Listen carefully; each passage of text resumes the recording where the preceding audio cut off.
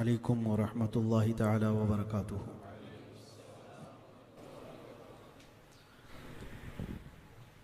الحمد للہ وکفا وسلام علی حبیبہ المصطفیٰ، اما بعد فاعوذ باللہ من الشیطان الرجیم، بسم اللہ الرحمن الرحیم۔ ان اول بیت وضع للناس للذی ببکۃ مبارکا وہدی للعالمین، فیہ آیات بینات مقام ابراہیم ومن دخلہ کان آمنا وللہ علی الناس حج البیت من استطاع الیہ سبیلا، صدق اللہ مولانا العظیم۔ بارگاہ رسالت مآب صلی اللہ علیہ وسلم میں درود پاک کا ہدیہ پیش کریں۔ اللہم صلی علی سیدنا محمد معدن الجود والکرم وآلہ واصحابہ وبارک وسلم صلاۃ دائمۃ سرمدا ابدا۔ حاجیو آؤ شہنشاہ کا روزہ دیکھو، کعبہ تو دیکھ چکے کعبے کا کعبہ دیکھو، آب زمزم تو پیا خوب بجھائی پیاسے، آؤ جودے شہ کوثر کا بھی دریا دیکھو، رکن شامی سے مٹی وحشت شام غربت، اب مدینے کو چلو صبح دلارا دیکھو، غور سے سن تو رضا کعبے سے آتی ہے صدا، غور سے سن تو رضا کعبے سے آتی ہے صدا، میری آنکھوں سے میرے پیارے کا روزہ دیکھو، ذکر تھا آخری مہینے کا، تذکرہ چڑھ گیا مدینے کا، حاجیو مصطفیٰ سے کہہ دینا غم کے مارے سلام کرتے ہیں۔ آج ذی الحجہ کی پہلی تاریخ ہے، چاند رات ہو چکی ہے، اور یہی آخری مہینے کا ذکر سلام میں ہم بچپن سے پڑھتے آئے، یعنی اسلامی مہینوں کا یہ آخری مہینہ ہے ذی الحجہ، اور اس وقت ہماری آنکھیں ڈبڈبا جاتی تھیں، آنسو نکل آتے تھے۔ ذکر تھا آخری مہینے کا، یہی ذی الحجہ کا، تذکرہ چھڑ گیا مدینے کا۔ جگہ جگہ سے آپ لوگ سنتے ہوں گے حاجی جا رہے ہیں۔ میاں ایئرپورٹ کے پاس سے ہم گزرتے ہیں تو دیکھتے ہیں سفید لباس میں حجاج کرام اپنی اپنی تیاریوں میں ہیں۔ جس بھی محلے میں جائیں تو سننے میں بات آتی ہے کہ فلاں جگہ سے حاجی جا رہے ہیں، اور حجاج کرام کے لیے دعوتیں، ان کے اعزاز میں محفلیں، سب کچھ اسی مہینے میں یا اس سے قبل چلتی رہتی ہیں۔ اور جب بھی یہ مہینہ آتا ہے تو شاعر تڑپ کر کہتا ہے، ذکر تھا آخری مہینے کا، تذکرہ چھڑ گیا مدینے کا۔ اور جب مدینہ طیبہ کا ذکر چھڑ جاتا ہے، بے قرار دلوں کی تڑپ بڑھ جاتی ہے۔ آج ہماری یہ محفل بھی حجاج کرام کے اعزاز میں ہے۔ قطعاً یہ نہ سمجھے کہ یہ میرے لیے محفل ہے، بلکہ اس محفل میں بہت سارے حجاج کرام ہیں جنہوں نے سفر بیت اللہ کا ارادہ کر لیا ہے، اور ہم نے خصوصی آج محفل نعت ہی رکھی تھی، میرا بیان نہیں ہے،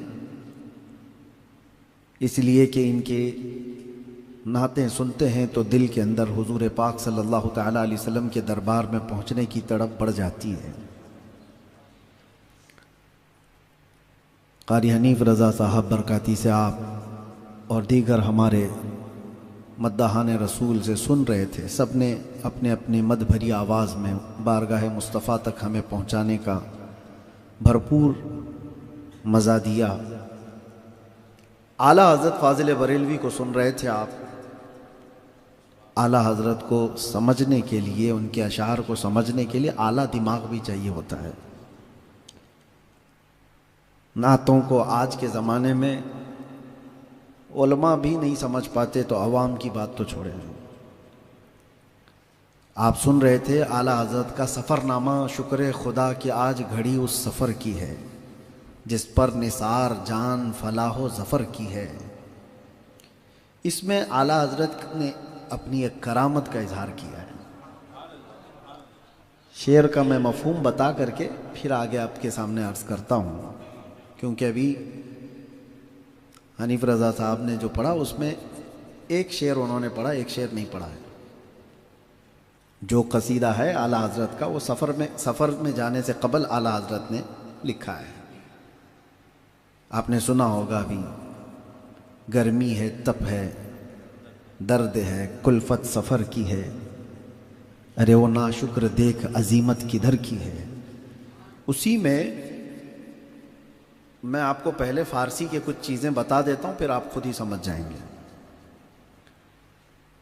ہمارے دن کے 24 گھنٹے جو ہے اس میں 8 پہر ہیں، اس میں سے ایک پہر ہی آپ لوگ یوز کرتے ہیں زبان میں، دوپہر ہے۔ دوپہر کا مطلب آپ سمجھ گئے، دوپہر کا کھانا، دوپہر کا مطلب 12 بجے والی۔ ایسے پورے 24 گھنٹے میں 8 پہر ہیں، سمجھ رہے ہیں؟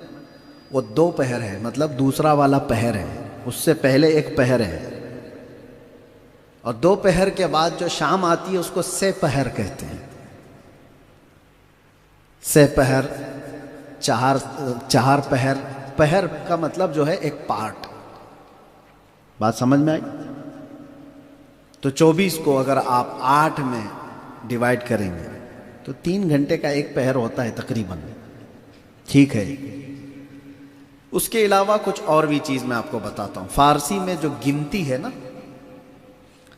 1 2 3 4 5 6، یہ جو علماء ہوں گے وہ سمجھتے ہوں گے، یا پھر جو اردو میں مہارت رکھتے ہیں وہ بھی سمجھتے ہیں۔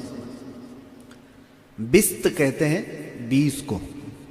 ابھی تو ایران کا ذکر زیادہ ہو رہا ہے تو فارسی آپ بھی سمجھ لیجئے، کیونکہ وہ لوگ جتنے بھی اسٹیٹمنٹ دیتے ہیں وہ فارسی میں ہی دیتے ہیں، چاہے ان کو ٹرمپ کو بولنا ہو چاہے سعودی کو بولنا ہو، وہ اپنی فارسی میں ہی بولتے ہیں۔ بست کہتے ہیں 20 کو، دہ جو ہے وہ 10 کو کہتے ہیں، دہ بست سی 10 20 30، اور چہارم جو ہے نا 4 کو۔ اتنا تو سمجھ میں آ رہا ہے؟ بست اور چہارم کا مطلب ہوتا ہے 24۔ آپ باؤنس تو نہیں جا رہا ہے؟ کچھ چیزیں مجھے پہلے آپ کو بتانا ہے، کرامت دکھا رہے ہیں اعلیٰ حضرت کی، اعلیٰ حضرت کی کرامت بیان کرنا ہے تو اس سے قبل سمجھانا ہوگا، ذہن کو قریب کرنا ہوگا۔ پھر میں شعر پڑھتا ہوں۔ بست کہتے ہیں کسے؟ 20 کو۔ بست و چہارم کا مطلب کیا ہوا؟ 24۔ 3 چیزیں میں نے بتایا، پہر کا بھی بتایا، بست و چہارم کا بھی بتایا۔ ماہ کہتے ہیں فارسی میں چاند کو۔ ماہ کس کو کہتے ہیں؟ چاند کو، ٹھیک ہے۔ یہ لفظ سمجھ میں آ گئے۔ یہ سب کو رکھ کر کے ایک اور بات، ہم سنیوں کو سب کو پتہ ہے، اعلیٰ حضرت کا جو دن، غوث پاک کی 11ویں مناتے ہیں، غریب نواز کی 6ٹھی مناتے ہیں، اعلیٰ حضرت کی 25 صفر۔ اعلیٰ حضرت کی، آپ کا انتقال کس تاریخ کو ہوا؟ اعلیٰ حضرت کا انتقال 25 صفر کو ہوا ہے۔ صفر بھی جانتے ہیں کہ نہیں؟ کیا وہ بھی سمجھانا پڑے؟ محرم، صفر، ربیع الاول۔ صفر کی 25 تاریخ کو اعلیٰ حضرت کا انتقال ہوا۔ اب سنیے، اعلیٰ حضرت یہ جو قصیدہ لکھے ہیں، آپ کی زندگی کا یہ آخری قصیدہ ہے۔ توجہ، یہ جو سفر کا ہے اس میں ایک شعر ہے، وہ جگمگاتی ہے شب، دیکھو وہ جگمگاتی ہے شب اور قمر ابھی، یعنی رات جو ہے جگمگا رہی ہے، اور قمر یہ بھی سمجھ میں آ گیا ہوگا آپ کو، چاند عربی کا چاند ہے، اور ماہ جو ہے نا فارسی کا چاند ہے۔ دیکھو جگمگاتی ہے شب اور قمر ابھی، پہروں نہیں کہ بست و چہارم سفر کی ہے۔ ایک شعر ہے یہ، اعلیٰ حضرت کہہ رہے ہیں وہ دیکھو رات جگمگا رہی ہے، اور چاند جو ہے، چاند 24 تاریخ کو جب پہنچتا ہے نا تو چھوٹا ہو جاتا ہے. یعنی آج پہلی تاریخ ہے، چھوٹا چاند ہے، بڑھتے بڑھتے 14ویں کو بڑا ہو جاتا ہے اور پھر گھٹتے ہوئے آتا ہے، اور 24 کو جب آتا ہے، 24 اور 25 کو بالکل باریک ہو جاتا ہے، پھر غائب ہو جاتا ہے، پھر 29 کو دکھتا ہے. یہی چاند کا ہوا ہے. 24 کو جو چاند ہوتا ہے وہ بہت چھوٹا، یعنی پہلی کے دوسری کے چاند کی طرح ہو جاتا ہے، اب غائب ہونے والا ہوتا ہے. اعلیٰ حضرت کہہ رہے ہیں دیکھو جگمگاتی ہے شب اور قمر ابھی پہروں نہیں کہ بست و چہارم سفر کی ہے. یعنی 24 سفر کا یہ چاند ہے، 24 سفر کا یہ چاند ہے، اور رات جگمگا رہی ہے، اور چاند کو ابھی زیادہ ٹائم نہیں ہے ڈوبنے میں، پہروں نہیں، بہت زیادہ پہر نہیں ہے، تھوڑے سے ہیں. اور آگے کہتے ہیں ماہ مدینہ اپنی تجلی عطا کرے. ماہ مدینہ حضور کو کہہ رہے ہیں اے مدینے کے چاند اپنی تجلی عطا کرے. اس کے آگے کا کیا ہے؟ ہاں، یہ ڈھلتی چاندنی پہر دو پہر کی ہے. اب سمجھ میں آ رہا ہے؟ سنیے. پہلے والے شعر میں اعلیٰ حضرت کہہ رہے ہیں کہ یہ جگمگاتی ہوئی جو شب ہے، رات ہے، اور اس میں چاند ابھی تھوڑی ہی دیر کے بعد ڈوبنے والا ہے، پہروں نہیں بست و چہارم سفر کی. 24 سفر کا چاند ہے یہ. تو اعلیٰ حضرت کسی بھی تاریخ کا بول سکتے تھے، 24 ربیع الاول کا چاند ہے، 24 رمضان کا چاند ہے، 24 محرم کا چاند ہے. اعلیٰ حضرت کہہ رہے ہیں 24 سفر کا چاند ہے یہ، 24 سفر کا چاند ہے، اور تھوڑی ہی دیر کے بعد یہ ڈھلنے والا ہے. حقیقت میں اعلیٰ حضرت ایک اشارہ دے رہے ہیں، یہ 24 سفر کا چاند کوئی اور نہیں، وہ امام احمد رضا ہے،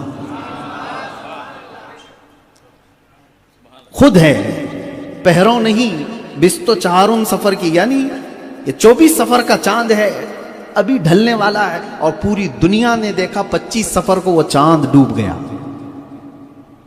25 سفر کو اعلیٰ حضرت کا انتقال ہوا، اور 24 سفر کے بارے میں اعلیٰ حضرت نعت میں لکھ رہے ہیں کہ یہ 24 سفر کا چاند ہے، تھوڑی ہی دنوں کے بعد، تھوڑے ہی پہروں کے بعد یہ ڈوبنے والا ہے. لیکن اعلیٰ حضرت یہ بھی کہہ کر کے جا رہے ہیں اے مدینے کے چاند اپنی تجلی عطا کر. یہ ڈھلتی چاندنی پہر دو پہر کی ہے. یعنی اب یہ جو چاندنی جا رہی ہے یہ چند ہی پہروں کی ہے. یہ 24 سفر کو اعلیٰ حضرت نے کہا تھا، اور 25 سفر کو آپ کا انتقال ہو چکا. کوئی ہے جو اپنی زندگی میں ایگزیکٹ یہ بتائے؟ بہرحال بات بیچ میں آئی، ٹاپک نہیں ہے، لیکن اعلیٰ حضرت کی ایک کلام میں ایک شعر انہوں نے چھوڑ دیا تھا، تو سمجھانے کے لیے مجھے اتنا آپ کے سامنے بیان کرنا پڑا. بہرحال ایک شعر کو سمجھنے کے لیے پورا بیان کرنا پڑ جاتا ہے، تو اعلیٰ حضرت کے حدائق بخشش کا کیا حال ہے. پورا دیوان ہے، اسی لیے شرف ملت نے فرمایا ہے فتاوی رضویہ تو ایک کرامت ہے، مینار قصر رضا تو بلند کافی ہے، تم اس کے پہلے ہی زینے پہ چڑھ کے دکھلا دو. فتاوی رضویہ تو ایک کرامت ہے، ذرا حدائق بخشش ہی پڑھ کے دکھلا دو. سمجھ ہی نہیں پائیں گے اکثر لوگ، بلکہ اس میں بہت سارے اشعار ہیں. خیر عزیزان گرامی، اب حجاج کرام کے قافلے آخری مرحلوں پر ہیں. شاید 2-3 دن کے بعد فلائٹیں بھی بند ہو جائیں گی اور سارے حجاج وہاں پہنچ جائیں گے. ابھی فی الحال حرم کھچا کھچ بھرا ہوا ہے، ہر علاقے سے لوگ تلبیہ پڑھتے ہوئے اپنے رب کی حضور آئے ہوئے ہیں. اور ہم جس وقت بارگاہ رب العالمین میں پہنچتے ہیں تو یہ ادا اللہ تعالیٰ کو بڑی پسند ہے کہ بندہ اس کی بارگاہ میں بغیر سلے ہوئے 2 کپڑوں کے ساتھ آئے. حتیٰ کہ سفر میں لگی ہوئی گرد و غبار بھی حاجی ہٹاتا نہیں. اللہ کو یہ پسند ہے. بہت ساری حلال چیزیں ہیں جو حاجی کو احرام کی حالت میں حرام کر دی گئی ہیں. اس کو اپنی بیوی کے ساتھ جو حلال ہے، شہوت اس وقت احرام کی حالت میں حرام کر دی گئی. خوشبو لگانا حلال ہے عام دنوں میں، لیکن احرام کی حالت میں حرام کر دی گئی، کیونکہ اللہ کریم کی بارگاہ میں تم اپنا تکبر دکھانے نہیں آئے، بلکہ اپنی عاجزی وہاں پر لے کر کے آئے ہو. سر کو ڈھانکنے تک کی اجازت نہیں ہے حاجی کو کہ کھلے سر رہو. بارگاہ رب العزت میں آئے ہوں، بال بڑھ گئے ہوں، ناخن بھی بڑھ گئے ہوں، پھر بھی مت کاٹو احرام کی حالت میں ہو۔ در حقیقت ہم نے دیکھا ہے یہ والی کیفیت جو ہے نا جیل کے اندر قیدی کی بھی ایسی ہوتی ہے، دنیا سے دور جب اندر آتا ہے تو نہ اسے کپڑوں کا ہوش ہوتا ہے، نہ اپنے بالوں کا، خوشبو لگانا تو دور کی بات ہے۔ وجہ یہ ہے کہ ساری دنیا اس سے دور کر دی گئی ہوتی ہے اور دیواروں کے اندر وہ قید ہوتا ہے۔ اور میرے آقا صلی اللہ تعالیٰ علیہ وسلم جب حرم شریف میں آتے تھے، اللہ اکبر، کیا کہتے تھے؟ ایک جملہ میں بتاؤں، حضور جب حرم مکہ میں آتے تھے تو یوں کہتے تھے، جئت الیک حاربا یا اللہ، اے اللہ میں دنیا چھوڑ کر بھاگ کر تیرے پاس آیا ہوں، میں دنیا سے بھاگ کر تیرے دربار میں آیا ہوں۔ اب سوچو حضور کے پاس کون سی دنیا تھی جو چھوڑ کر کے آئے؟ کون سی دنیا تھی؟ کھجور کے چھال کا بستر، ہاتھ کا تکیہ، وہ مشکیزہ چمڑے کا کل اثاثہ جو گھروں کے اندر موجود تھا۔ فرمایا گیا حضور پاک صلی اللہ علیہ وسلم کے ازواج مطہرات جتنی بھی تھیں، ان کے گھر جو مدینے میں بنے ہوئے تھے، کسی بھی گھر کا دروازہ نہیں بنا تھا، پردے لٹکے رہتے تھے، اور کسی بھی زوجہ کا گھر اتنا اونچا نہیں تھا کہ ہاتھ اٹھایا جا سکے، بلکہ سر چھت پہ لگ جاتا تھا۔ یہ دنیا ہے جو حضور پاک صلی اللہ علیہ وسلم کے پاس تھی، اور حضور کہہ رہے ہیں میں وہ دنیا چھوڑ کر کے اے اللہ بھاگ کر تیرے دربار میں آیا ہوں۔ آج ہم پوری دنیا لے کر کے وہاں پہنچتے ہیں۔ اب کے زمانے میں جو حج ہیں یا عمرے ہیں، اللہ تبارک و تعالیٰ ضائع اور برباد ہونے سے بچائے۔ بہت کم لوگ ہیں۔ عبداللہ ابن مبارک رضی اللہ تعالیٰ عنہ فرماتے ہیں وہ حج کیے 1 سال، اور خانہ کعبہ کے پاس طواف کرنے کے بعد انہیں نیند لگ گئی۔ انہوں نے فرشتوں کی گفتگو سنی۔ فرشتے کہہ رہے تھے، ایک فرشتہ دوسرے سے کہتا ہے اس سال 6 لاکھ لوگوں نے حج کیا، پتہ ہے اس میں سے اللہ نے صرف 6 لوگوں کا حج قبول کیا۔ اتنا سنتے ہی حضرت عبداللہ ابن مبارک کھڑے ہو گئے، ساروں قطار رونے لگ گئے۔ میں وہ 6 لوگوں میں سے کہاں ہوں گا؟ بہت روئے، بہت روئے۔ یہ تو ایک مثال آپ کے سامنے بتا رہا ہوں۔ حج کرنے والے لوگ اگر ظاہری زیب و زینت کے لیے یا حاجی کہلانے کے لیے گئے ہیں تو ان کا حج تو ان کے منہ پر مار دیا جاتا ہے، ان کے حج کا کوئی اثر بھی نہیں ہوتا۔ حج تو وہ ہے جو حضرت عبداللہ ابن مبارک کہتے ہیں، ایک بار میں سفر حج پر نکلا تھا، یہی عبداللہ ابن مبارک کہتے ہیں میں نے راستے میں ایک جوان لڑکے کو دیکھا 17-18 سال کا، اکیلا جا رہا تھا۔ یہ وہ دور ہے جب اکیلے سفر نہیں کیا جاتا تھا، قافلوں میں جاتے تھے، کئی لوگ مل کر کے ایک قافلہ بناتے تھے اور سفر کرتے تھے، اور اس زمانے میں یہ تنہا لڑکا اکیلا سفر کر رہا ہے۔ عبداللہ ابن مبارک نے اس کو روک کر کے پوچھا کہاں کا ارادہ ہے؟ اس نے کہا حج بیت اللہ کے لیے جا رہا ہوں۔ کہا اکیلا نکلا ہے؟ زیادہ سفر بھی تیرے ساتھ نہیں، کوئی سامان نہیں رکھتا اپنے ساتھ؟ وہ ہنس کر کے کہتا ہے آپ اپنے گھر پر کبھی کسی کو دعوت دیں اور بندہ آنے والا اپنے گھر سے کھانا لے کر کے آپ کے گھر آئے تو آپ کو کیسا لگے گا؟ کیا آپ کو اچھا لگے گا؟ عبداللہ ابن مبارک نے کہا بالکل نہیں، ہم جس کو دعوت دیں اس کو کھلانے کے لیے بلائیں، تو اپنے گھر سے کیوں لے کر کے آئے گا؟ وہ بندہ کہتا ہے میں خود نہیں، میرے رب نے بلایا ہے تو جا رہا ہوں، میرا وہ میزبان ہے، میں اسی کے بھروسے جا رہا ہوں۔ یہ اعلیٰ توکل کی بات ہے۔ عبداللہ ابن مبارک فرماتے ہیں اس کی باتیں سن کر کے مجھے لگا کہ کہیں یہ جملے بازی تو نہیں ہے، لیکن جب وہاں پہنچے حرم کعبہ میں تو وہاں بھی اس کو دیکھ لیا آپ نے، وہ طواف نہیں کر رہا تھا، ایک جگہ کھڑا تھا۔ عبداللہ ابن مبارک کہتے ہیں میں قریب اس کے گیا اور جا کر کے سنا وہ کیا دعا کر رہا ہے۔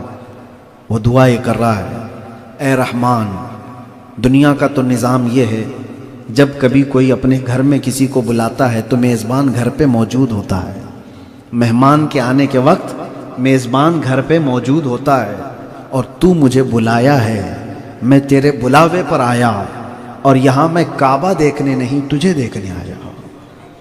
میزبان کہاں ہے؟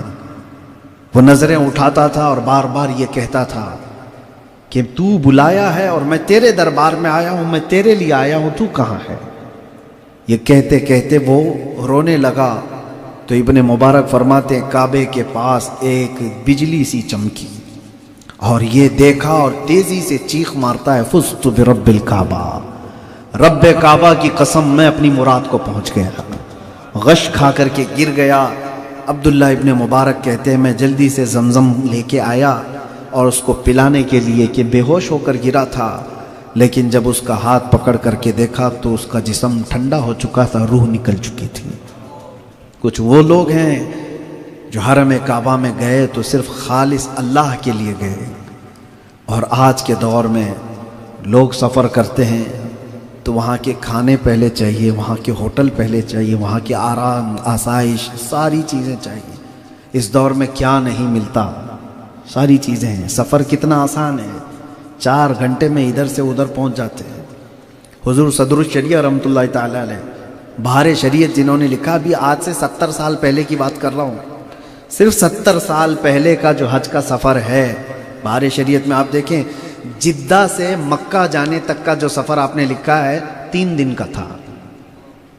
انڈیا سے نہیں، جدہ سے، جو آج کے دور میں صرف 50 منٹ اور 1 گھنٹے میں پہنچتے ہیں مکہ اور ٹو جدہ، جدہ ٹو مکہ، اس دور میں 70 سال پہلے کے 3 دن کا سفر تھا، اونٹوں سے جاتے تھے۔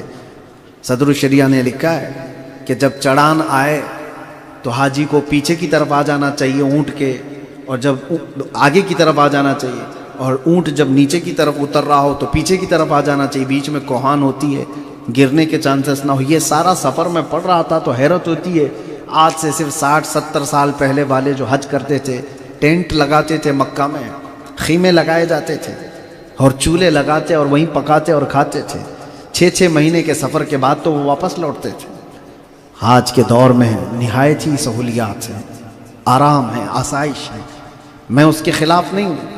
زمانے کے بدلتے حالات کے اعتبار سے آپ ہر نئی چیز کو قبول کریں، لیکن میرے عزیزو اتنی بھی نئی چیز کے اندر کھو نہ جائیں کہ ہماری روحانیت ختم ہو جائے۔ مکہ میں جانے کے بعد یہ احساس تو ہونا چاہیے کہ یہ وہی مکہ ہے جس میں 53 سال میرے آقا صلی اللہ علیہ وسلم نے اپنی زندگی گزاری۔ محبت وہی ہے، جبرائیل یہاں اترا کرتے تھے، قرآن کی آیتیں لے کر کے نازل ہوتے تھے۔ مکہ کی یہ وہی گلیاں ہیں جہاں کبھی بلال حبشی کو پیروں میں رسی ڈال کر کھینچا جاتا تھا۔ یہ مکہ کی وہی گلیاں ہیں جہاں سیدہ سمیہ کو بھرے بازار میں شہید کیا گیا تھا۔ یہ وہی مکہ ہے جہاں زید بن دسنہ کو مسلح کر دیا گیا تھا، آنکھ کان ناک سب کاٹ دیے گئے تھے۔ یہ وہی مکہ ہے جہاں سے اسلام کے پہلے خطبے کی گونج ہوئی تھی۔ حرم کعبہ میں جانے کے بعد یہ سارے احساسات لے کر کے جاؤ۔ پہلے کے جو حاجی تھے، میرے ساتھ کی بات کہہ رہا ہوں، لوگ تنگ کر دیتے تھے، پوچھتے تھے حضرت ہم نے سنا ہے یہاں پر مکہ والے جو پہلے دفن کر دیتے تھے بچیوں کا گردن موڑ کر کے، وہ کہاں ہے، فلاں کہاں ہے، یہ کہاں ہے؟ تو ہم کو جتنا معلوم ہوتا بتا تو دیتے، لیکن احساس یہ بھی ہوتا تھا۔ میں 2007 کی بات بتا رہا ہوں، اس وقت تک حرم کی توسیع اتنی نہیں ہوئی تھی، ہم خود ہی دوڑ کر کے پوچھتے تھے۔ اللہ کا بڑا شکر ہے کہ میں نے اپنا پہلا حج میرے مرشد کے ساتھ کیا ہے، حضور تاج الشریعہ رحمۃ اللہ تعالی علیہ کے ساتھ، اور اس وقت حضرت کے ساتھ جو موجود، تو یہ دکھانے پر زیادہ وہ کرتے تھے کہ یہ دیکھو یہ جگہ ہے ام ہانی کا مکان، جہاں سے حضور صلی اللہ علیہ وسلم معراج کے لیے نکلے تھے۔ آج وہ حرم کے اندر آ گیا ہے۔ ایک جگہ تھی جہاں پر لے جا کر کے بتایا گیا کہ یہ دار ارقم ہے، جہاں پر حضور صلی اللہ علیہ وسلم اور آپ کے صحابہ چھپ کر کے رہتے تھے، اسلام کی تبلیغ کرتے تھے۔ وہی وہ گھر ہے جہاں حضرت عمر فاروق رضی اللہ تعالیٰ عنہ ایمان لائے تھے 40ویں نمبر پر۔ وہ دار ارقم بھی مکہ میں تھا۔ وہ دروازہ کہاں ہے جس سے حضور صلی اللہ علیہ وسلم حرم میں آتے تھے، حرم شریف کے اندر؟ اب کے حاجیوں کو اس سب کی چیز ضرورت ہی نہیں ہے، وہ تو سب سے پہلے وہاں جانے کے بعد پوچھتے ہیں البیک کہاں ہے، ہوٹل ریسٹورنٹ سب سے اچھے کہاں ملتے ہیں، یہاں سے لبیک لبیک کہتے گئے، وہاں سے البیک البیک۔ بدل گئے، ترانے بدل گئے۔ میرے عزیزوں، یہی تو ہے کہ شاعر نے کیا خوب کہا تھا، وہ اندھیرا ہی بھلا تھا کہ قدم راہ پہ تھے، روشنی لائی ہے منزل سے بہت دور ہمیں۔ ترقیوں نے ہمیں کہیں کا نہیں چھوڑا، روحانیت ختم ہو گئی۔ میرے عزیزوں، جو حج پر جا رہے ہیں، عمرہ پر تو جاتے آتے رہتے ہیں، لیکن حج ایک بہت عظیم عبادت ہے، اس لیے کہ میرے آقا صلی اللہ علیہ وسلم فرماتے ہیں من حج ولم یرفث ولم یفسق کولدتہ امہ، یعنی فرماتے ہیں جس نے حج کیا اور حج میں کوئی بے حیائی کی بات نہیں کیا، جھگڑا نہیں کیا، فرماتے ہیں وہ حج ہوتے ہی ایسا پاک ہو جائے گا جیسے آج ہی اس کی ماں نے اس کو جنم دیا، آج ہی وہ اپنے ماں کے پیٹ سے پیدا ہو، اتنا اس کو پاک کیا جاتا ہے۔ آسان چیز نہیں ہے، حج بیت اللہ ایک بہت بڑی نعمت کو حاصل کرنا ہے، بہت بڑی عبادت ہے۔ اور ابھی جیسے حنیف برکاتی صاحب سے آپ سن رہے تھے کہ بہت سارے لوگوں پر حج فرض ہوا پھر بھی جاتے نہیں ہیں، یہ ان کے نصیبے کی بات ہے، ان کو بلایا نہیں جا رہا ہے۔ میرے آقا صلی اللہ تعالیٰ علیہ وسلم نے فرمایا جس پر حج فرض ہوا اور وہ حج پر نہیں گیا اور مر گیا، حضور فرماتے ہیں وہ یہودی ہو کر مرے یا عیسائی ہو کر کے مرے، مجھے اس کی پرواہ نہیں۔ اور ایک روایت میں یہ ملتا ہے کہ ایسا شخص جس پر حج فرض ہوا اور حج کیے بغیر مر گیا تو اس کی پیشانی پر کافر لکھا جاتا ہے، جو فرشتے دیکھتے ہیں، ایک بہت بڑا بوجھ لے کر کے دنیا سے گیا۔ عام طور پر ہندوستان، پاکستان، بنگلہ دیش، یہ جو سب کانٹیننٹل، یہ جو ہمارے علاقے کے لوگ ہیں، حج پر اس وقت جاتے ہیں جب ایک پاؤں قبر میں ہوتا ہے، نہایت بڑھاپا، چلنے پھرنے کی طاقت نہیں ہے، ایسے حالت میں حج کے لیے جا رہے ہیں۔ کتنوں کو تو دیکھا عرفات کے راستے پہ ہی بیٹھے ہوئے، میدان میں پہنچے ہی نہیں۔ فرض اعظم ہے حج کا، عرفات کے میدان میں جانا وہ سب سے بڑا فرض ہے، دو ہی فرض ہیں، عرفات کے میدان میں وقوف کرنا اور خانہ کعبہ کا طواف کرنا 10ویں ذی الحجہ سے 12ویں کے بیچ میں۔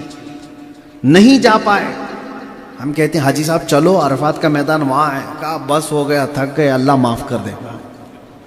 اللہ تو انڈیا میں بھی معاف کرتا ہے، 6 لاکھ 7 لاکھ روپے دے کر کے حج کے لیے نکلے اور وہاں جا کر کے راستے میں بیٹھ کر کے حج کر کے آ گئے۔ اور بھی بہت ساری چیزیں ہیں، یہ بڑھاپے کا حج بہت تکلیف دیتا ہے وہاں پر لوگوں کو، اسی لیے اللہ تبارک و تعالیٰ اس وقت حج کی سعادت دے جب ہمارے جسموں میں طاقت ہو۔ آپ کو پتہ ہے، دعا کریں کہ اللہ تبارک و تعالیٰ ہمیں بھی وہ توفیق دے کہ جو پیدل حج کیا، پیدل کا مطلب وہ والا نہیں جو یہاں انڈیا سے چلا ہوا ہے، مکہ میں پہنچا اور مکہ مکرمہ میں 7 ذی الحجہ کے بعد 8ویں ذی الحجہ کو مینا گیا پیدل، مینا سے پھر عرفات گیا پیدل، عرفات سے پھر مزدلفہ آیا پیدل، مزدلفہ سے پھر آیا مینا کنکری مارنے اور پھر آیا مکہ طواف کے لیے۔ یہ جو پیدل حج ہے، فرمایا گیا ایک قدم پر اس کے 1 کروڑ نیکیاں دی جائیں گی، ایک قدم پر جو پیدل حج کیا۔ پچھلے سال سے اس سے پہلے سال میں نے منت بھی کیا تھا، نظر بھی کیا تھا، اللہ تبارک و تعالی مجھے قید سے رہائی عطا کرے تو میں پیدل حج کروں گا انشاءاللہ۔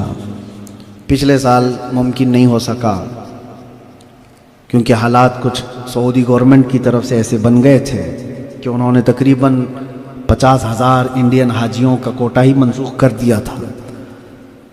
اس بار اللہ تبارک و تعالی ہمیں وہاں تک پہنچا دے، ارادہ کر لیا ہے، اور جب بندہ ارادہ کر لیتا ہے تو قرآن کی آیت کے مطابق اللہ تعالیٰ نے قرآن میں بھی فرمایا اور حدیث میں ہے، جب کوئی حج کا ارادہ کر لیا، آج میں آپ لوگوں کو بتا رہا ہوں، نیت آج ہی کر لو، حج پہ جانا ہے انشاءاللہ۔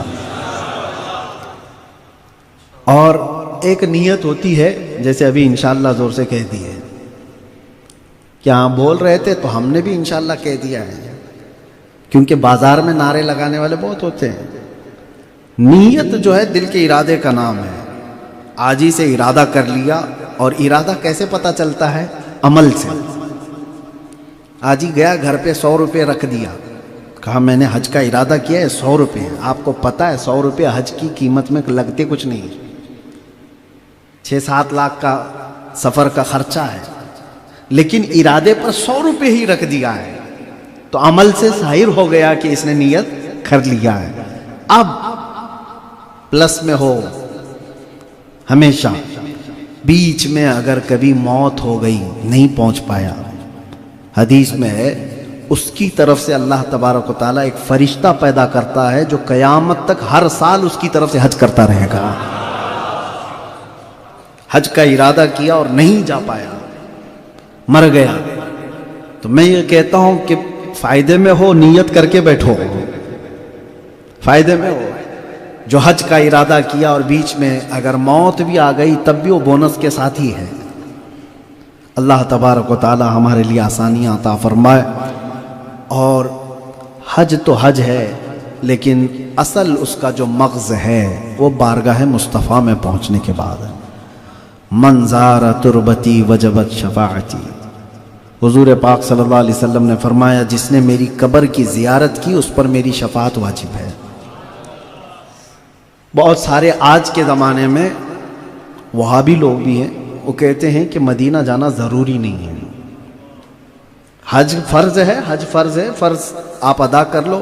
ہاں مدینہ اگر جانا بھی ہے تو مسجد نبوی جانے کا ارادہ کر کے جاؤ.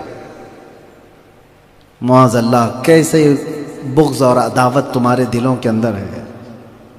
اور ہمارے امام عشق و محبت بریلی کا تاجدار کیا کہتا ہے، ان کا ایک حج تو ہو گیا تھا، دوسرے بار حج کے لیے جا رہے تھے اعلیٰ حضرت. ان کی والدہ حج پر نکلی، کس کی؟ اعلیٰ حضرت کی. ان کے بھائی بھی جا رہے تھے، بریلی سے نکل بھی گئے تھے، ممبئی پہنچ گئے تھے، جہاز کا سفر تھا. اعلیٰ حضرت کی بے قراری بڑھ گئی، یہاں تار بھیجا. پورا واقعہ اعلیٰ حضرت نے لکھا ہے کہ برداشت ہی نہیں ہو رہا تھا، کہا کہ میں رکوں گا نہیں، میں بھی جا رہا ہوں حج پہ. تو پہنچ گئے، ممبئی آئے، آخری ٹکٹ بھی مل گیا آپ کو، جہاز پہ سوار بھی ہو گئے. کہا کہ جو بریلی سے نکلے ہوئے تھے وہ بعد میں سوار ہوئے، اعلیٰ حضرت پہلے بیٹھ گئے تھے. سفر کے لیے نکل بھی گئے. یہی وہ سفر ہے جس میں بھنور بھی آ گئے، طوفان بھی آ گئے، کشتی کے ڈوبنے کے چانسز بھی لگے. بیچ میں ایک بار کیپٹن نے اعلان بھی کر دیا تھا کہ لوگ اپنے اپنے کفن تیار رکھ لو، جہاز ہچکولے کھا رہا ہے. تب اعلیٰ حضرت اپنے نہایت ہی آرام سے لکھتے ہوئے بیٹھے تھے. آپ کی ماں نے کہا تھا کہ احمد رضا تجھے ڈر نہیں لگ رہا ہے؟ سارے لوگوں میں ہاہاکار مچی ہوئی ہے. آپ نے کہا مجھے یقین ہے یہ جہاز نہیں ڈوبے گا. کہا اتنا یقین کیوں؟ کہا میں نے رسول اللہ صلی اللہ علیہ وسلم کی بتائی ہوئی وہ دعا پڑھ لی تھی جو سمندر کے سفر میں بیٹھنے سے پہلے میرے آقا نے فرمایا بسم اللہ مجرہا و مرساہا ان ربی لغفور الرحیم. یہ پڑھ لے تو وہ جہاز نہیں ڈوب سکتا. وہ کیپٹن اعلان کر رہا ہوگا لیکن مدینے کا آقا کہہ رہا ہے نہیں ڈوبے گا.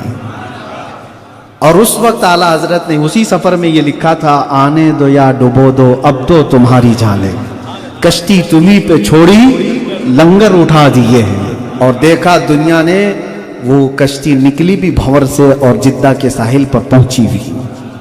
اب سنیے، جو لوگ کہہ رہے ہیں نا حج فرض ہے، حج پر جا کر واپس آ جاؤ. مدینے جانا کوئی واجب نہیں، کوئی فرض نہیں. اور امام عشق و محبت یہ کہہ رہے ہیں کہ ہم تو بھائی مدینے جانے کا ہی ارادہ کر کے نکلے، ہم تو حضور کے دربار میں ہی جانے کا ارادہ کر کے نکلے. ہاں مدینے پہنچے تھے تو مکہ بھی قریب تھا، حج بھی ہو گیا. اور کہتے کیسے ان کے طفیل حج بھی خدا نے کرا دی، ان کے طفیل حج بھی خدا نے کرا دی. اصل مراد حاضری اس پاک در کی ہے. سنیوں کا تو یہ ماننا ہے کہ ہم بارگاہ مصطفیٰ صلی اللہ علیہ وسلم کے قصد و ارادے سے نکلے تھے، مدینے پہنچے تو اللہ نے حضور کے صدقے میں حج بھی کرا دی ہے. میرے عزیزو، بارگاہ مصطفیٰ صلی اللہ علیہ وسلم کو جس نے اصل سمجھا وہ ہر گھڑی ہر میدان میں بامراد اور کامیاب نکلا ہے.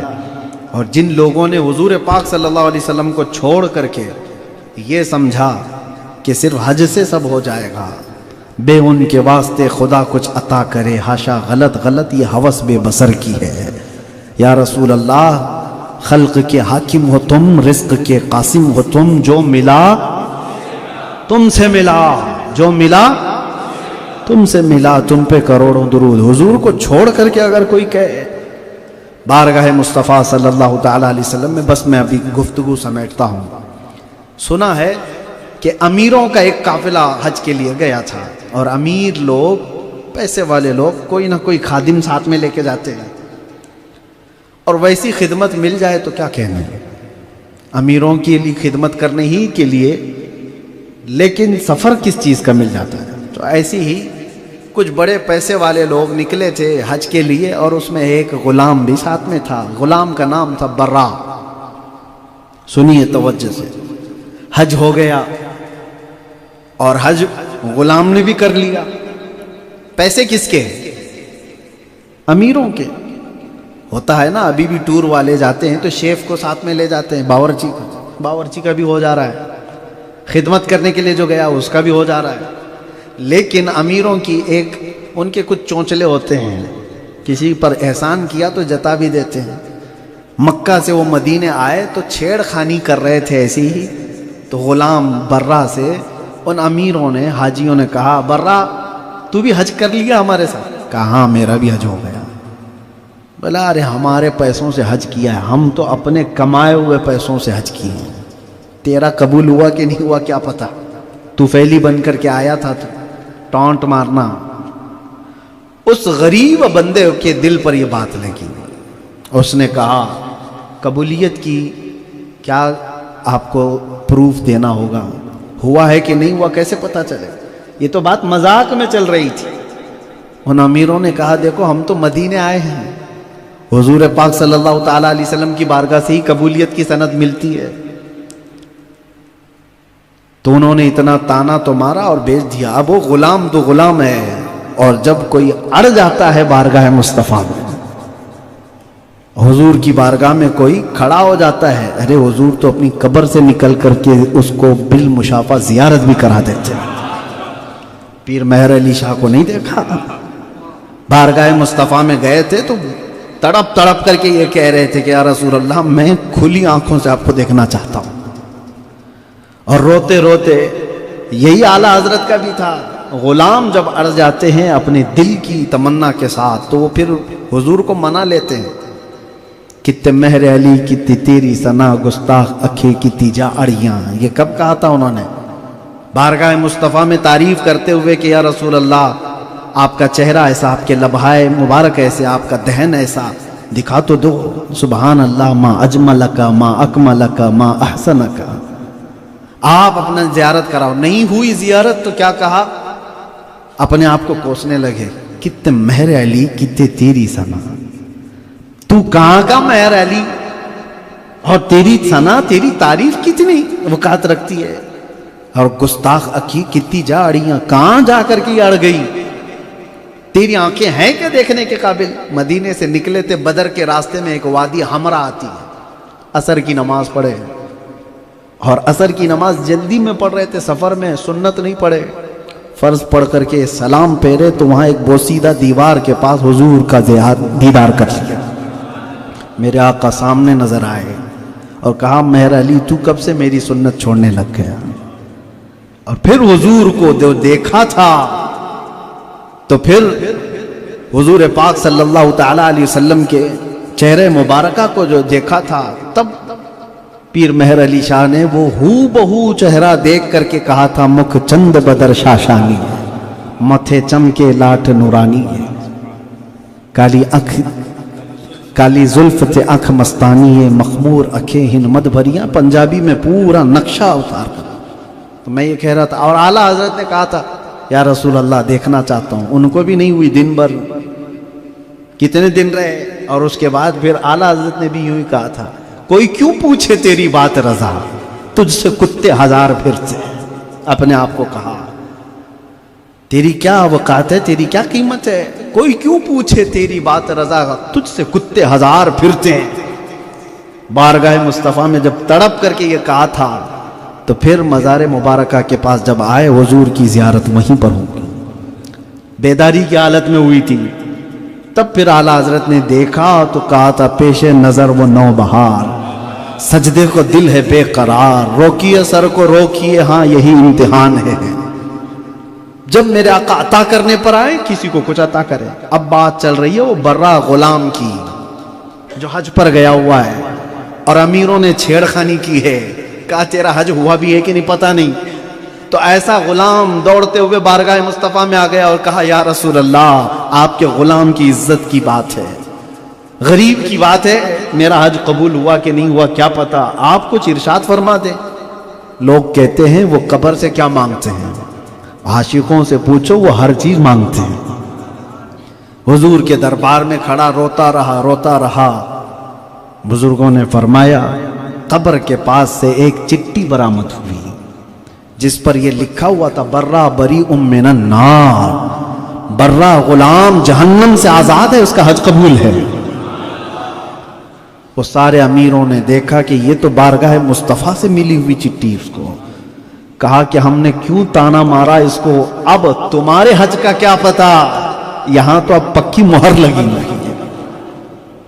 حج ہو تو ایسا کہ جو بارگاہ مصطفیٰ میں اپنے آپ کو منع کر کے آئے۔ حضرت عبداللہ ابن علا ابن مبارک کہتے ہیں میں ایک بار تھکا ہارا سفر سے مدینے پہنچا تھا، پیسے سب ختم ہو چکے تھے، کچھ نہیں تھا میرے پاس۔ مسجد نبوی میں گیا، لوگوں سے مانگنے میں شرم بھی آ رہی تھی، کیسے مانگوں، بھوک شدت کی لگی۔ لیکن مسجد نبوی میں حضور کی ممبر کے پاس وہ کہتے ہیں یہ کہہ کر کے حضور کو کہ یا رسول اللہ آپ کے مدینے میں آیا ہوں، کھانا اگر ملتا ہے تو کھلا دیجیے، آپ کے دربار میں اگر کھانا بھی ملتا ہے تو کھلا دیجیے۔ وہ کہتے ہیں سو گئے ممبر کے پاس، جیسی نیند لگی حضور پاک صلی اللہ علیہ وسلم تشریف لائے، ایک ہاتھ میں شہد تھا اور ایک ہاتھ میں روٹی تھی۔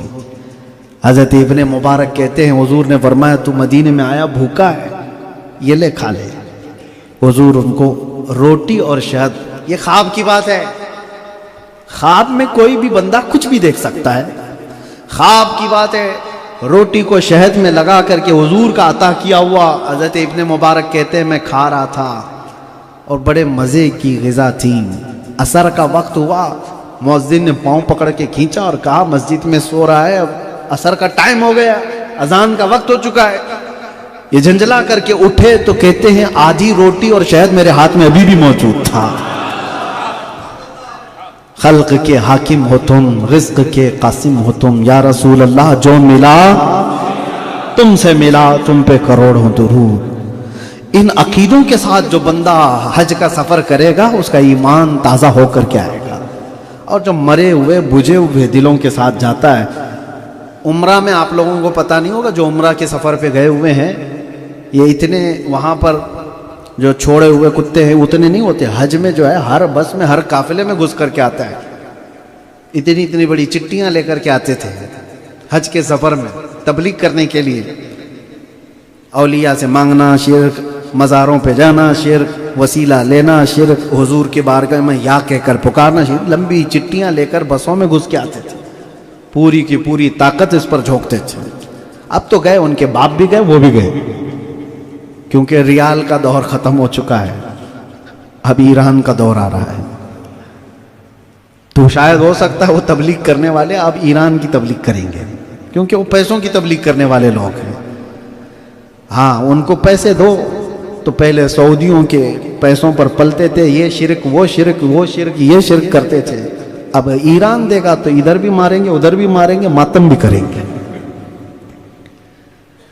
تو ان کا دین کیا ہے، ان کا مذہب کیا ہے؟ بہرحال حجاج کرام سے میں ایک گزارش ضرور کرتا ہوں، سفر پر جاؤ۔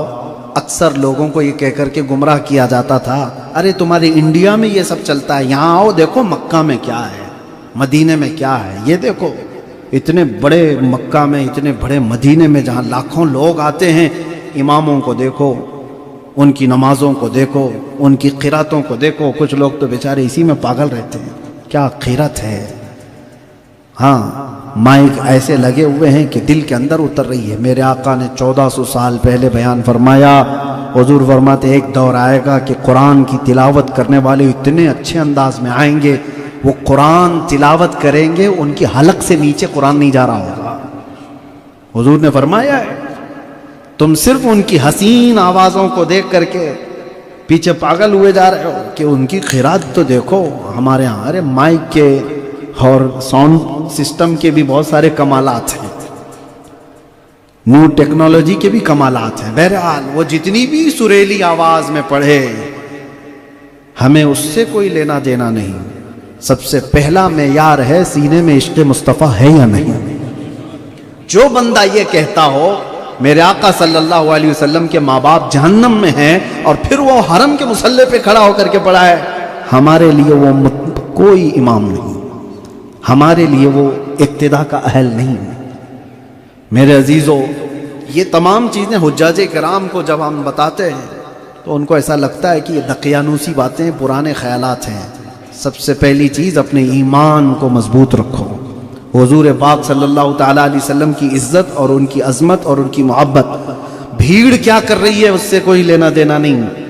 ہاں, بھیڑ کے ہمارا دین یہ ساری چیزوں کو دیکھ کر کے نہیں بنایا, اصولوں پر بنا ہے, اصولوں پر ہے. بھیڑ تو یہاں پر سرکس میں جمع ہو جاتی ہے تو کیا آپ وہاں پر چلے جائیں گے؟ بھیڑ تو نیتاؤں کے یہاں بھی بہت ساری چیزیں آ جاتی ہیں. میرے عزیزو, بھیڑ کا وہ مطلب نہیں ہے. بہرحال وہاں جانے کے بعد لاکھوں کی بھیڑ وہ کر رہی ہے, لاکھوں کی بھیڑ یہ کر رہی ہے, اس میں بھی بہت ساری بھیڑ جو ہے نا وہ بھیڑ ہے, ان کو جہالت بھری ہوئی ہے. وہ کہیں پہ بھی راستے پہ کھڑے ہو کر کے وہ نمازیں پڑھ رہے ہیں. ان کی نمازوں کا کیا, نماز آدھی پڑھ رہے ہیں اور آدھا موبائل. تو تمام چیزیں وہاں پر جتنے آتے ہیں وہ علماء ہی نہیں ہیں, وہ اولیاء ہی نہیں ہیں, جاہل بھی بہت سارے آتے ہیں. تو ہمارے ہندوستان وغیرہ سے گئے ہوئے لوگ ان سے متاثر ہو کر مرعوب ہو کر کے واپس آتے ہیں, کہتے ہیں وہاں تو ایسا دین ہے, ہمارے ہاں کچھ اور ہی بتا رہے تھے. ایسا نہیں میرے عزیزو, اہل سنت و جماعت پوری دنیا بھر میں وہی بتاتے آئے ہیں جو رسول اللہ کے صحابہ نے بتایا, کوئی نئی چیز نہیں. صحابہ جس جماعت میں تھے وہی اہل سنت و جماعت ہے. اور میرے آقا صلی اللہ تعالیٰ علیہ وسلم کی عزت, ان کی محبت اور ان کی عقیدت سے بڑھ کر کے دین میں کوئی حصہ نہیں. بمصطفیٰ برساں کے خیش دین ہما اوست, گر بہو نہ رسیدی تمام بو لہبیست. اقبال نے کہا ہے اپنے آپ کو حضور کے قدموں تک پہنچا دو, یہی دین ہے. اگر وہاں تک نہیں پہنچے تو زندگی ابو لہب کی طرح ہے. یہ سفر پورا قدم قدم پر.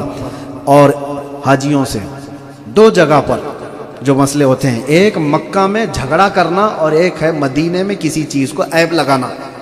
میں سمجھتا ہوں اکثر و بیشتر حاجی اور معتمر عمرہ والے کر جاتے. حج پتہ ہے پورے حج میں جھگڑا کرے گا تو حج ختم ہی ہو گیا اس کا. کسی سے بھی جھگڑا ہوا اس کا تو حج گیا. تین ہی چیزیں اللہ نے فرمایا, الحج اشہر معلومات فمن فرض فیہن الحج فلا رفث ولا فسوق ولا جدال فی الحج. جس پر حج فرض ہوا وہ بے حیائی کی بات نہیں کرے گا, شہوت کا کام نہیں کرے گا اور کسی سے جھگڑا نہیں کرے گا. جھگڑا کیا تو حج گیا. اور ہم نے کئی لوگوں کو دیکھا ہے شیطان شدت سے ان کو جھگڑا کرنے پر آمادہ کر ہی لیتا ہے, کیونکہ سہولیات کے اعتبار سے کسی کو بس نہیں مل رہی وہاں پر اور کسی کو سیٹ نہیں مل رہی ہے, بس میں کھڑے ہو کر احرام کی حالت میں جھگڑے کر رہے ہیں. ہمارے ساتھ قافلے میں گئے ہوئے یہاں کے بھی کچھ ایک حاجی صاحب ہیں, اب پتہ نہیں وہ حاجی باقی بھی رہ گئے کہ نہیں, سب ٹوٹ پاٹ گیا ہے. بس میں جھگڑا کر رہے تھے اور ہم ان کو سمجھائے, جوان ہو, جوش ہے, خون گرم ہے, جھگڑا مت کرو یہ سارے حاجیوں سے. کہا حضرت آپ سائیڈ میں رکھیے, میں اگلے سال حج کر لوں گا لیکن جھگڑا آج کر کے جاؤں گا. معاذ اللہ رب العالمین. یعنی اس کو اگلے سال حج کرنا ہے لیکن جھگڑا نہیں چھوڑنا ہے. کیا خبر تیری زندگی اگلے سال کیا اگلے دن تک کی بھی ہے کہ نہیں. رب تبارک و تعالیٰ کی بارگاہ میں یہ جرت کیسی. ہاں ایسے ایک حاجی صاحب, اور اکثر حاجی لوگ جو جھگڑا کرتے ہیں وہ اپنی بیویوں سے کر رہے ہوتے ہیں. ہاں, کیونکہ یہاں اتنے نہیں ہوتے ہوں گے, وہاں کر ہی لیتے ہیں. ایک ہی کمرے میں رہتے ہیں, کام دھندا کچھ بھی نہیں, کچھ نہیں کرنا رہتا ہے, کھانا ہے سونا ہے, کھانا ہے سونا. 40 دن کا ہمارے ہاں کا تو پیکج بہت لمبا ہوتا ہے. حج ہے تو 5 ہی دن کا, باقی دن کیا کریں گے, چغلی کرتے رہتے ہیں. بیٹھے ہیں اس کی غیبت، اس کی غیبت، حاجی لوگ، اور وہ شروع میں ہی جوش رہتا ہے طواف کرنے کا، کعبہ چھونے کا، اور اس کے بعد خانہ کعبہ خالی بھی رہے تو بھی نہیں جاتے، کیونکہ وہ صرف اور صرف بوفے میں آ کر کے چیک کر رہے ہوتے ہیں کون سی ڈش بنی ہوئی ہے۔ ارے دوپہر میں بھی یہی تھا، رات میں بھی یہی ہے، سالن کچھ چینج کرو، سٹارٹر بدلو، پپڑ نہیں ہے، چنا نہیں ہے، اچار نہیں ہے۔ ہاں، اچھے اچھے حاجیوں کو میں نے دیکھا ہے، ہماری اقتدا کرنے والے لوگوں کو بھی جھگڑتے دیکھا۔ یہاں سے کہتے تھے کہ حضرت آپ ساتھ ہیں تو بس کافی ہے، دال روٹی کھائیں گے، بس آپ ساتھ ہیں۔ اور میں نے ساتھ دیکھا ہے وہاں جانے کے بعد، ہاں معاذ اللہ رب العالمین، بہت ایسے حالات سے گزرے ہیں۔ مینا کی وادیوں میں میں ٹوکرے بھر بھر کر کے پانی لا کر کے بھی پلائے، یہ کہنے کی بات نہیں ہے، لیکن وہ سب چیزیں ایک طرف، لیکن وہ یہ ہے کہ ایسی دھوپ میں لائے کیوں آپ؟ گاڑیاں نہیں مل رہی ہوتی ہیں، لٹک کر کے کہیں جا رہے ہیں، ایک بس میں 50 کی سیٹیں ہیں لیکن 100 کے اوپر لوگ بھر گئے ہوتے ہیں۔ میرے عزیزو، حج جو ہے یہ ایک بہت بڑی آزمائش ہے، امتحان ہے۔ اگر اس کے لیے تیار نہیں ہے اور جھگڑا کرنے ہی جا رہا ہے تو پھر تمہارے حج کا کوئی مطلب ہی نہیں ہے۔ سب سے پہلی چیز، حج میں جاؤ تو اپنے آپ کو کنٹرول کرو۔ حضرت سفیان ثوری کی بات میں بتاتا ہوں، دل دہل جاتا ہے کبھی میں یہ پڑھتا ہوں۔ ان کے مریدین کے ساتھ وہ آئے تھے، بڑے تابعی ہیں میاں، چھوٹے موٹے حاجی نہیں۔ سفیان ثوری بہت بڑے محدث ہیں، لوگ ان کے اطراف تھے، کسی کی کونی لگ گئی آپ کو طواف کے دوران، تو مرید لوگ جو پیروں کو لے کے بھی وہاں چل رہے ہوتے ہیں گھیرے میں لے کر کے، وہ کسی کو تو اندر آنے ہی نہیں دیتے۔ ارے چین توڑ کے یہ کیسے آ گیا؟ سفیان ثوری کو صرف کونی لگی تھی، ان کے ایک مرید نے اس سے کہا، ارے دیکھتا نہیں حضرت کو کونی لگا دیا۔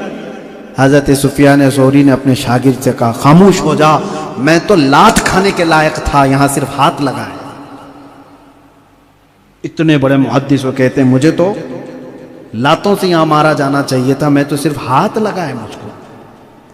اگر بندہ وہاں یہ سوچ کر کے جائے کہ یہاں موجود سارے لوگوں میں سب سے بڑا گنہگار میں ہوں، تو پھر اس کو کسی مصیبت پہ غصہ نہیں آئے گا۔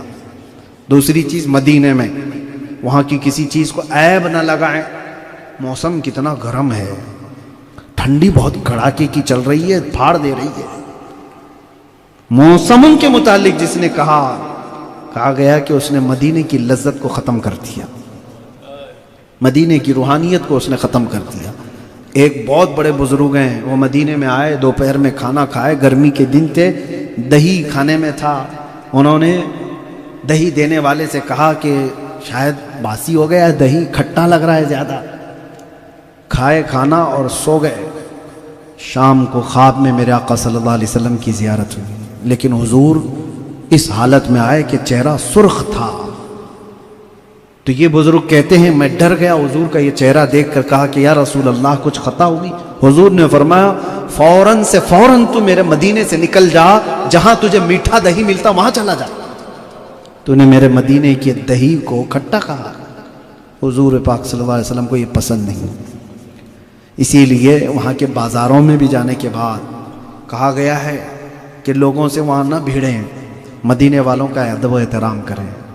حضرت سید دیدار علی شاہ رحمۃ اللہ تعالی علیہ بہت پائے کے بزرگ ہیں، وہاں پر مدینے میں رہا کرتے تھے، اور جب بھی کبھی ان کے پاس کوئی جاتا تھا وہ کہتے کہ مدینے کے درویشوں کو کھلا آئے کہ نہیں آئے؟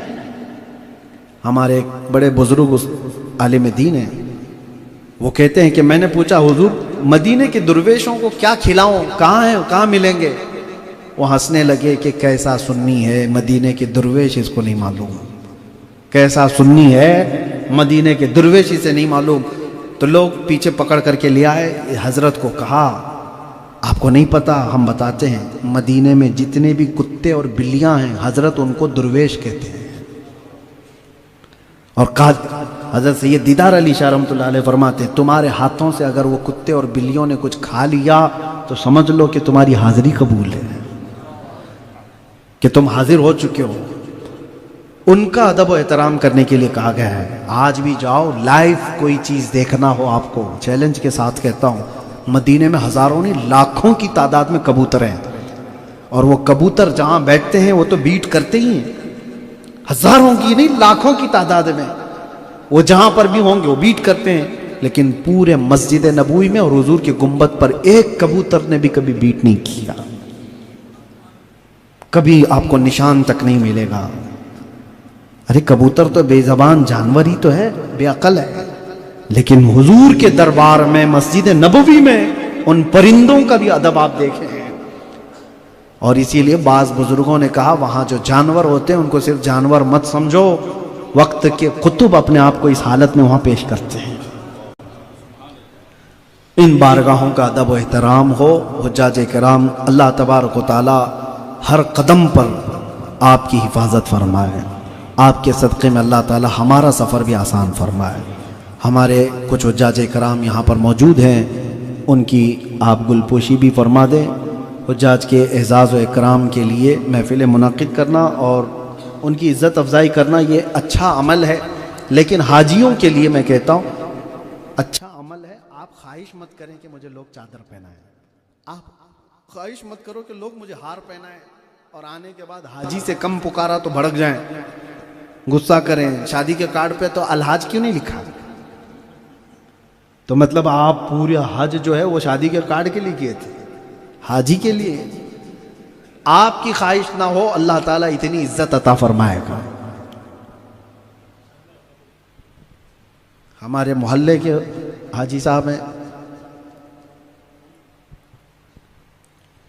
اللہم صلی علی سیدنا و مولانا محمد، اللہم صلی علی سیدنا و مولانا محمد وعلی آلہ وصحبہ وبارک وسلم۔ بولو اللہم صلی علی سیدنا و مولانا محمد، اللہم صلی علی سیدنا و مولانا محمد وعلی آلہ وصحبہ وبارک وسلم۔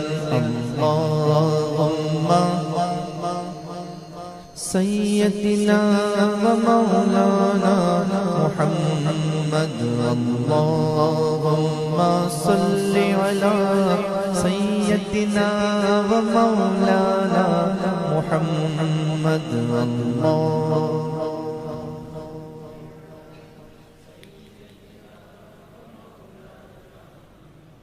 ماشاءاللہ۔ اس پہ کچھ ہی حجاج کرام ہیں، باقی اور بھی بہت سارے ہیں جو یہاں پر حاضر تو آئے نہیں، وہ بھی حج پہ جائیں۔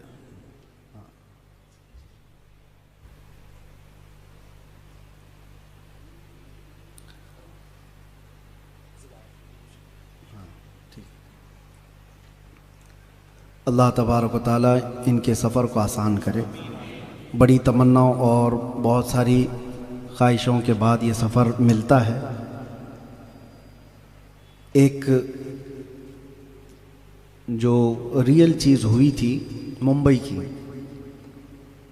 ایک حاجی صاحب کا میں آپ کو بتاتا ہوں۔ دو چیزیں، ایک امریکہ والے، ایک فیملی آئی، ڈاکٹر صاحب، بیٹا، بیٹی، بیوی، مکہ میں پہنچے، کلاک ٹاور کے پاس ہی رکے تھے، امریکہ کے رہنے والے تھے، بہت اچھی بڑی فیملی تھی، احرام پہنے ہوئے حرم شریف میں جا رہے تھے۔ صحن میں باہر جو پیر نہ پھسلے اس کے لیے جو میٹ لگے رہتے ہیں، پڑے رہتے تھے، وہ جوان لڑکا جو ہے اس کا انگوٹھا وہ میٹ میں پھنس گیا، اچانک وہ گر گیا، ایسے اوندھے میں وہ گرا تو سر پہ لگ گئی چیز، وہ بے ہوش ہوا۔ فیملی میں وہ ڈاکٹر صاحب ہے، ان کی بیوی ہے، بیٹی ہے اور یہ بیٹا ہے۔ اچانک یہ لڑکے کو اس طرح کی جو گرا تو اٹھائے، بے ہوش تھا، ایمبولینس بلائی گئی، فوراً اس بچے کو، نوجوان کو اٹھائے، لے کر کے گئے ٹریٹمنٹ وغیرہ مکہ میں جو لوکل ہاسپٹل تھے، لیکن ہاسپٹل والوں نے کہا کہ نہیں، خون زیادہ اندر بھیجے کے اندر نکلا ہوا ہے، اس کو فوراً بڑے ہاسپٹل لے جاؤ۔ جدہ لے کر کے گئے۔ ہاسپٹل میں جانے کے بعد جدہ میں یہ کہہ دیا گیا کہ یہ نوجوان لڑکا کوما میں جا چکا ہے، ہاتھ پیر سب کچھ شل، کچھ بھی نہیں، کوما میں گیا۔ 8 دن تک وہاں پر ہاسپٹل میں رکھے۔ اس کے بعد پھر جو ہے وہ لوگوں نے واپس اس کو امریکہ لے جانے کا انتظام کیا۔ وہ واپس امریکہ لے کر کے گئے، 1 مہینہ کچھ علاج ہوا، اس نوجوان کا انتقال ہو گیا، امریکہ میں انتقال ہوا۔ تصویر کا ایک رخ آپ کو بتا رہا ہوں، کہاں سے آئے تھے، حرم کعبہ تک پہنچے بھی تھے، ہوٹل میں رکے بھی تھے، احرام پہن کر کے حرم میں اندر جا رہے تھے، دروازے میں داخل ہونے سے پہلے ہی گرا، پوری فیملی وہیں سے باہر سے ہی ہاسپٹل بھاگی، ہاسپٹل سے علاج کرتے کرتے امریکہ چلے گئے، اور امریکہ میں جا کر کے انتقال بھی ہو گیا۔ دروازے تک پہنچ کر کے کعبے کا طواف نہیں، وہ رب کی مرضی ہے، جسے چاہے وہاں تک پہنچ کر کے بھی وہ اندر نہیں داخل ہو سکا تھا۔ اب ہم یہ نہیں کہہ رہے ہیں کہ کوئی بہت بڑا گنہگار یا جو بھی ہے، لیکن نصیب کی بات ہے۔ اور ایک خاندان ممبئی کا ہے، میں آپ کو بتاتا ہوں، اس میں بھی 4 لوگ تھے، بیٹا، بہو اور ماں باپ۔ یہ لوگ یہاں سے بیٹھے اور فلائٹ مدینے جا رہی تھی، ڈائریکٹ فلائٹ تھی۔ تو یہ لوگ جیسے ہی ٹیک آف کیے، حاجی صاحب جو تھے وہ بیچ والی سیٹ میں بیٹھے تھے، ان کو دھڑکن زیادہ تیز شروع ہو گئی، اور کوشش کیا گیا ٹیک آف ہونے کے بعد انہوں نے ایک لمبی سانس لی، اور پیچھے ان کا سر لڑک گیا۔ بغل میں ان کی بیوی بھی ہے، ان کا بیٹا بھی ہے۔ تو دیکھا دبا دبا کر کے، تو وہ کچھ بھی ری ایکشن نہیں کر رہے تھے، کچھ بھی رسپانس نہیں دے رہے تھے۔ لیکن بڑی بات یہ ہے کہ ابھی اڑا ہوا پلین ہے، ان کی جو بیوی ہیں وہ ابھی موجود ہیں، بیٹے سے کہتی ہیں خاموش رہو، ان کا انتقال ہو گیا ہو تو بھی خاموش رہو، ہم مدینے جا رہے ہیں۔ نہ پلین کے عملے کو کہا، کچھ بھی نہیں کہا۔ 4 گھنٹے فلائٹ ہوا میں ہے، وہ اسی طرح سے گردن لٹکائے ہوئے اس میں تھے۔ وہ کیسا خاندان تھا! لینڈ ہونے سے آدھا گھنٹہ پہلے انہوں نے تھوڑی ہڑبڑی مچائی اور پلین کے عملے سے کہا کہ یہ سیریس ہو گئی ان کی طبیعت۔ وہ آئے، دبا دبا کر کے دیکھے، پمپ کیا، وہ کچھ رسپانس نہیں کیے۔